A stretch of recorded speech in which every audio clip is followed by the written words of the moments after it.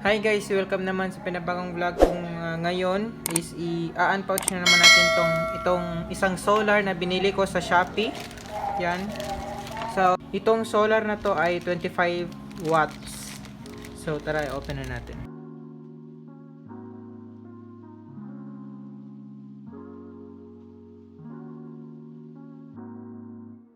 So, again, 25 watts lang po ito.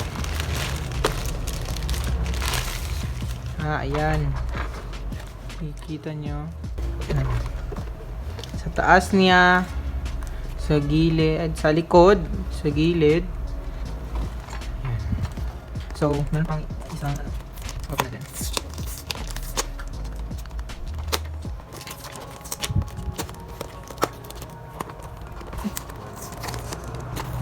Cut any day guys, cut na isa.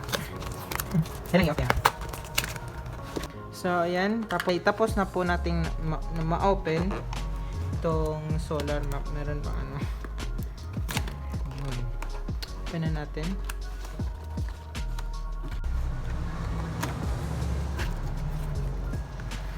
So, kunin natin siya sa kanyang labas.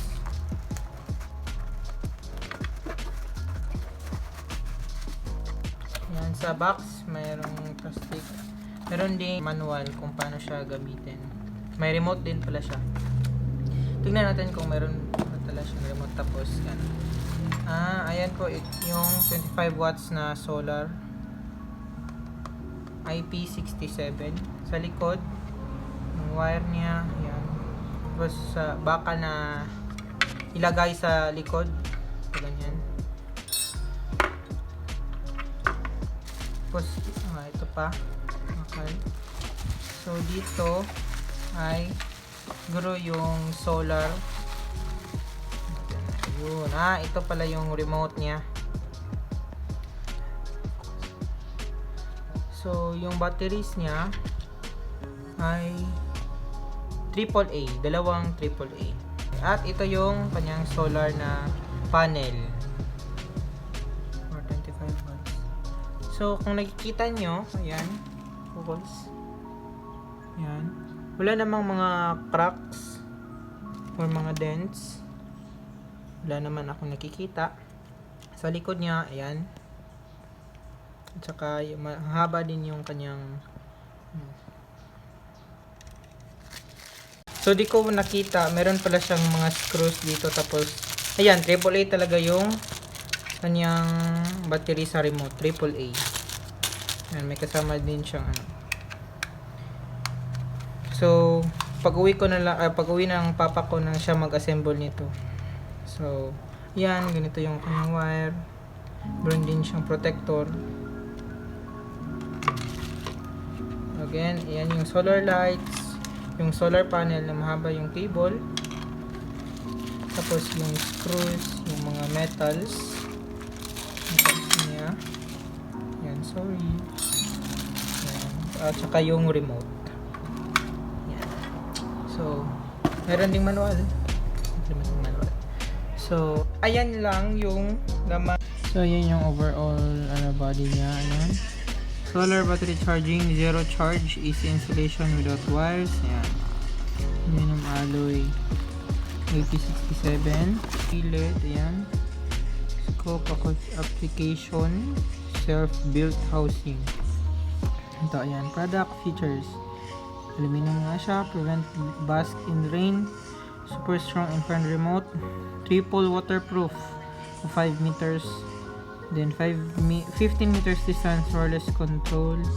High lumen speed lighting for more than 10 hours. Depende sa pag-charge niyo. Ayan. Free charge, free use. Si solar. Ayan. Parameters. Ayan. Beaming angle. Ayan.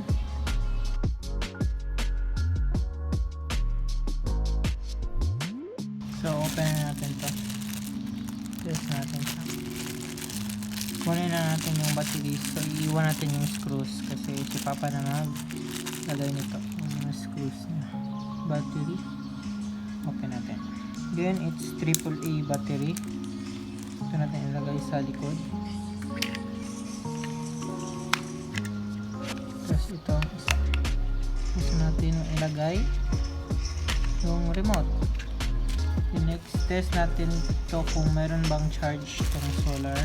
So medyo manipis lang yung kanyang wire. Nakikita nyo, ayan, parang manipis lang yung kanyang wire. Sa price naman niya, with free shipping fee na, tapos discount, meron tong discount na binili ko, 408 na lang yung binayaran. So ayan, nakikita nyo, ito yung kamay ko. Ayan. Sa likod, ayan. Ayan. So test natin siya. I-connect natin sa kanyang wire. Ito yung kanyang wire. Ito nyo ba? Ayan. Connect natin.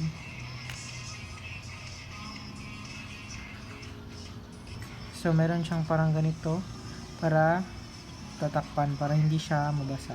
So ayan yung remote, yung para sa ito pala yung nasa remote niya, auto, off, on, tapos 3 hours, 5 hours, 8 hours. Gusto nyo lakasin yung brightness at hinaan yung brightness. Yun. Off. Off.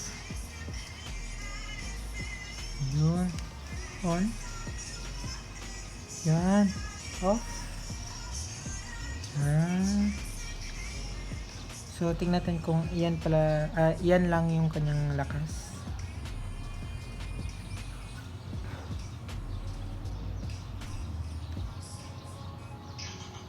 Yan. Kita niyo yung kanyang wire. Yan. Tapos yan.